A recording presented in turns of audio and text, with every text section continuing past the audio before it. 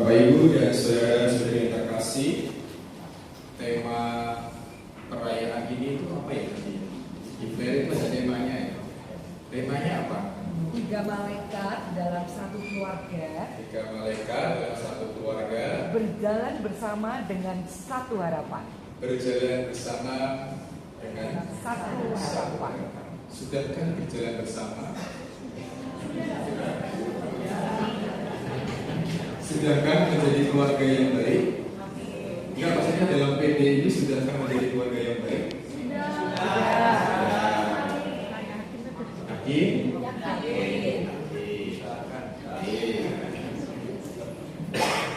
Bapak Ibu saudara-saudari yang terkasih, beberapa waktu lalu saya sebagai imam muda MSF itu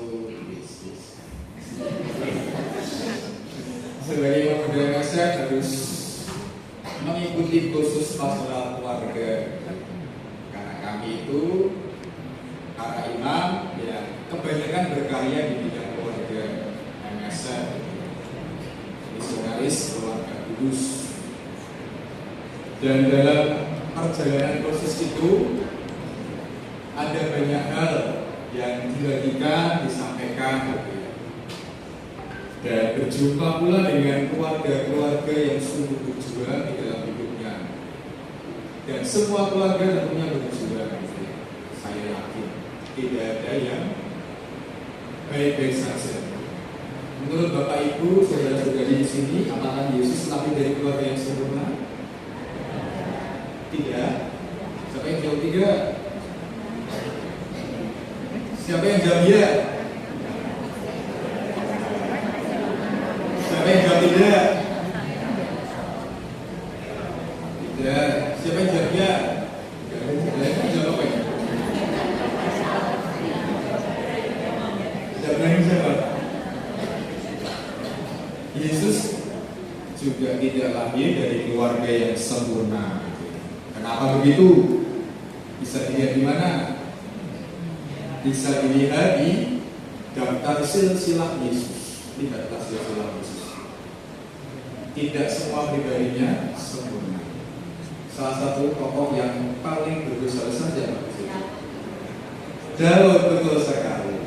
Salah satunya Daud sungguh berdosa besar. Dan dia masuk dalam silsilah Yesus. Tidak ada yang sempurna. Maka saya yakin semua keluarga juga tidak ada yang sempurna. Dan dari sini mari kita hayati perjalanan keluarga persekutuan doa kita. Ketika saya kursus itu, ada salah satu orang keluarga yang menceritakan suaminya itu berselingkuh 3 kali, tapi dia tetap setia dengan suami. Saya mikirnya ini orang Katolik banget. Lihat, selingkuh 3 kali, tapi tetap setia dengan suami. Dan dia mempunyai 1 orang anak. 1 orang anak, kemudian anaknya itu tidak tahu. Dan suaminya itu sampai saat ini itu masih sering saya nggak tahu kabarnya, tetapi beberapa kali masih masih berhubungan dengan selingkuhannya gitu. Penyakit. Dan istrinya tahu gitu. Yang penting istrinya itu nggak ingin anaknya tahu, dan dia ingin menjaga relasi itu sampai mau memisah. Saya waktu itu berpikir kalau tenang, luar biasa berjuang. Begitupun dalam pelayanan PDIK. Biasanya Bapak Ibu kalau melayani, kalau mewartakan itu tantangan paling besar itu apa ya? Ada nggak? Kan Bapak Ibu ini tergabung dalam persekutuan doa.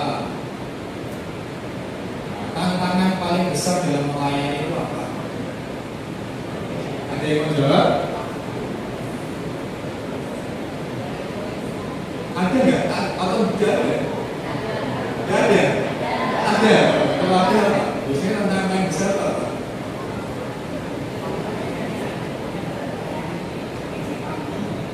Padu, apa meneh? Hah? Komitmen, apa lagi? Apa Pak? Rio, apa Rio? Apa yang keras? Berdinamika, apa lagi?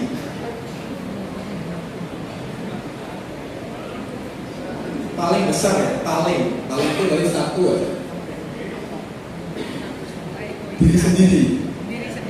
Keegoisan sangat besar sekali Bapak Ibu. Baik, hari ini kita meneladan 3 santo yang sungguh menjadi pelindung dan pengingat perjalanan hidup kita. Santo Mikael sebagai siapa? Santo Mikael di sini yang dalam pelindung, apalagi sebagai apa Santo Mikael itu? Panglima, ya sebagai panglima itu sebagai apa biasanya? Melindungi, lalu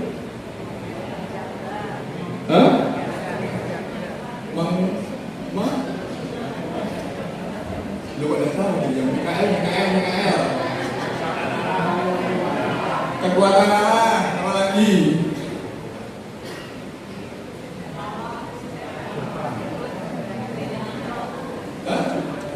Pemberitaan roh. Bapak Ibu setiap hari yang berkenan di bawah Santo Mikael berdoakah kepada Santo Mikael? Berdoa ya? Ada doa yang menyentuh di situ? Di kata-kata terakhir biasanya. Hindarkanlah dari segala apa ya? Kejahatan toh.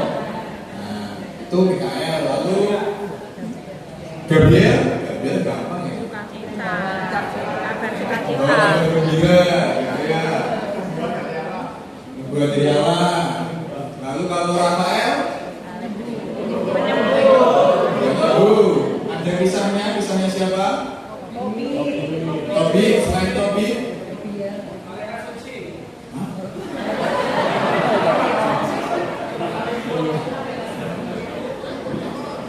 Ada rumah sakit yang terkenal karena Santo Rafael.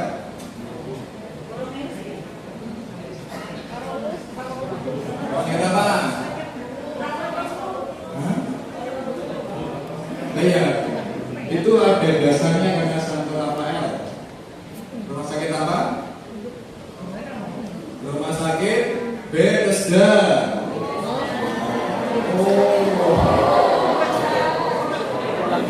Rumah sakit Bethesda itu kan airnya disentuh Rafael, kemudian jadi sarana penyembuhan gitu. Maka ada rumah sakit yang namanya rumah sakit Bethesda. Karena rumah sakit itu yang biasanya tadi seperti Rafael menyembuhkan gitu. Itu salah satu teladan dari Rafael. Tapi kisahnya juga disebut terkait dengan Tobit dan Tobias. Maka hari ini kita semua juga diundang sebagai keluarga, diundang untuk melindungi, diundang untuk menjadi kekuatan bagi keluarga kita, diundang untuk menjadi pewarta kabar gembira bagi keluarga kita, bagi anggota-anggota Bapak Ibu, saudara-saudari di sini, dan diundang sebagai penyembuh. Hidup berkeluarga itu kan kompleks ya Bapak Ibu, kompleks sekali. Kadang saya sebagai orang tua berpikir akurat berkeluarga, suruh kursi keluarga gitu. Tapi ya mau nggak mau gitu ya. Namun justru saya tuh banyak belajar dari keluarga-keluarga yang datang bercerita, bersharing, dan itu yang sungguh menjadi banyak hal membuka perspektif tentang keluarga. Maka ke depan itu tantangan berkeluarga itu semakin banyak. Ada fatherless, ada motherless, ada child free, belum lagi kalau ada yang menikah sesama jenis. Wah, oke banget gitu ya.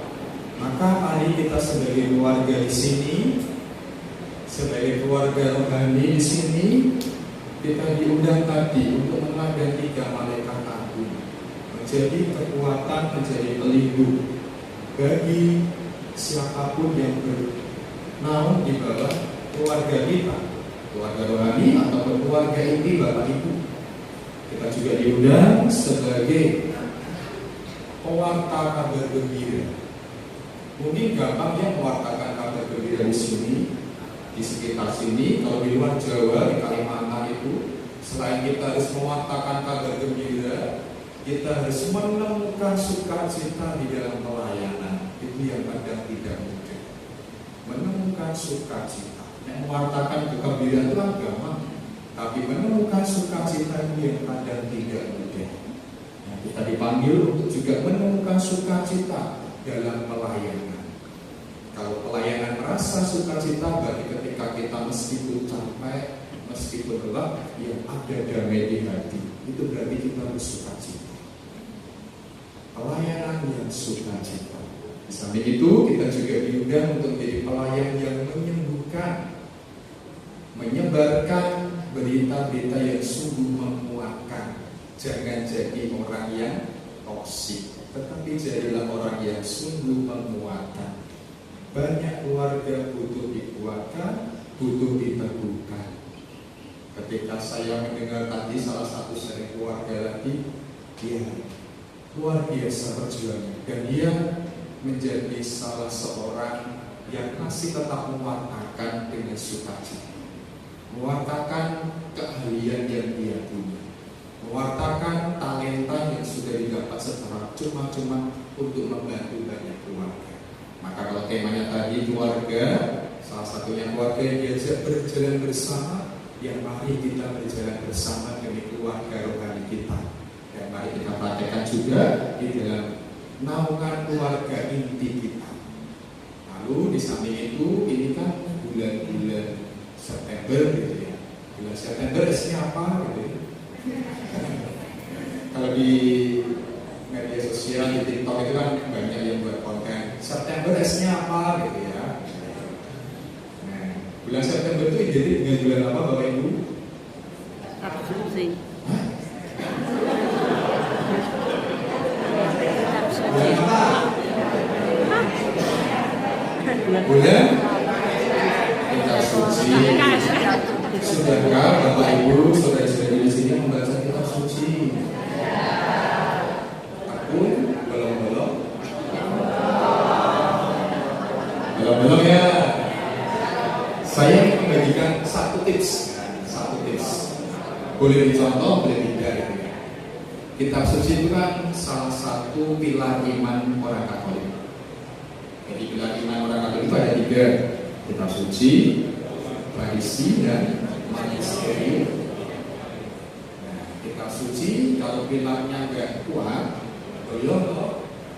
Pilar itu kan kekuatan, ya. Nggak kuat, goyong. Nah, maka mari di momen akhir September ini kita semakin rajin untuk membaca Kitab Suci. Berani?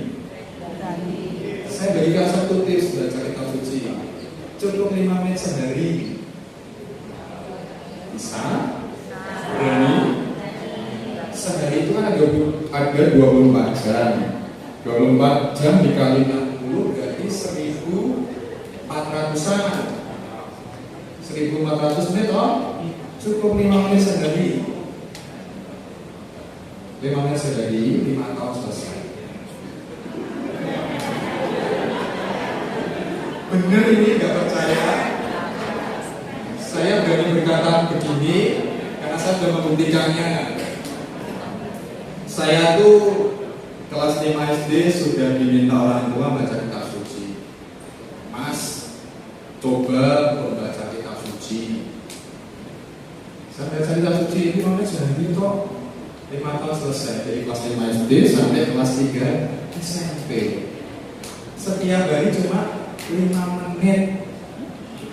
Nah, itu sebagai cara bagi kita untuk menimba kekuatan rohani kita. Di samping kita mewartakan kan itu kita perlu dikuatkan. Nah, nek pengen cepat meneh setengah jam sehari, setahun selesai. Benar ini, tak percaya?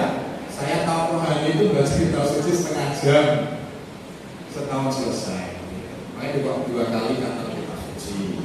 Maka mari kita sebagai persekutuan doa sebagai tim ujian, tim pewarta, sebagai tim untuk bertemu di dalam komunitas rohani kita, yang kita juga belajar untuk menguatkan diri kita dengan membaca kitab suci.